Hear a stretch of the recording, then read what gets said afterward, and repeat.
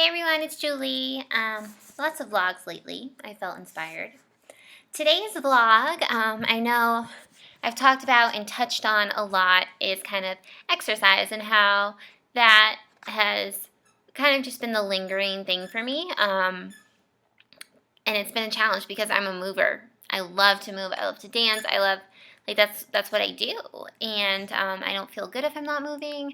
But then there's another part that you can get really obsessive over exercise and force yourself to do things that you don't want to do during the day and things like that. So it's been a struggle, and a lot of times my body's just like rejected it for me and told me to slow down for me. So it's been interesting, and these past few weeks have presented a really big lesson about body image and just exercise in general and how that all goes together. And because since I finally determined that since my stress level has been so high, my body's been freaking out, and it's incredible. A lot of people think that how your body composition is all about food or all about exercise. Your hormones, they play such a huge role. I'm playing with the dog at the same time as doing this. Yes. Okay. There you go. Here you go. And and I saw this firsthand. I'd seen it before, but I saw this firsthand in the past couple of weeks. I went off the pill, so things were kind of in flux, and then I was getting really stressed out about not being able to control my body anymore. And so I was getting really stressed out, and my body just started retaining water. Just retaining just water. Literally just so puffy. And usually I've been able to control it or get rid of it or figure out is it a food that's causing this, and this has not been going away. And so I finally realized it's just stress. And I had to go to a wedding not feeling that great, feeling a couple pounds heavier than I normally feel, which it's not about the pounds, it's about feeling good in your body. And when you're surrounded by a layer of water, you don't feel good in your body. But I had to go. And normally a lot of the times when I feel like that, I want to just be by myself. But it was two of my dearest friends, and it was going to be a great time. And obviously I flown home for it, so I wasn't not going to go just because I didn't feel perfect. And so I went, and it also taught me it's just how you see yourself is not how other people see you. We are so critical on ourselves. And so I'm looking at myself in the mirror oh, this isn't great, whatever, we're gonna have to deal with this. Then I look at pictures from the night and I look great. What am I talking about? So just be aware that sometimes we just don't see ourselves like everyone else sees us. And I ended up hanging out with great group of people, ended up hanging out with this guy all night, and just danced all the night away and just had so much fun. So it's clearly people weren't judging me or even knew that I was I didn't feel great, that I was retaining water, that I wasn't in my perfect body, So that was a big lesson for me, is that people don't really care. People just don't really care, and it's us who just care so much and who are putting so much pressure on ourselves to be perfect and for our bodies to stay the same all the time. And quite frankly, we're women, we don't stay the same. We cycle, things change, things go crazy. So that was a good lesson. And then the water retention kind of has prolonged since then, and I was trying to do all my normal workouts, my Pilates and things, to shrink and shape and everything I want to, and you couldn't even tell I was working out because I was retaining so much water around it. And I'm just so that taught me okay, this clearly has nothing to do with working out is not even doing anything right now. So and I don't those workouts aren't my joy, things I love. So it's why am I doing something that I don't love when it's not even making a difference?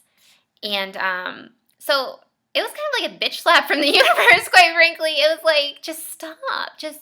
It totally just brought me back to your body is going to take care of itself and do what it needs to do when it is rested and when it feels good, and when you stop freaking out about it and give it a break. Like, that's when everything calms down. And so that's what I love about Tara Stiles is her whole philosophy. It's not like you're doing crazy like yoga, like cardio intensity stuff like that. It's just feeling good and moving with ease. And I'm a dancer, so I really connect with her style.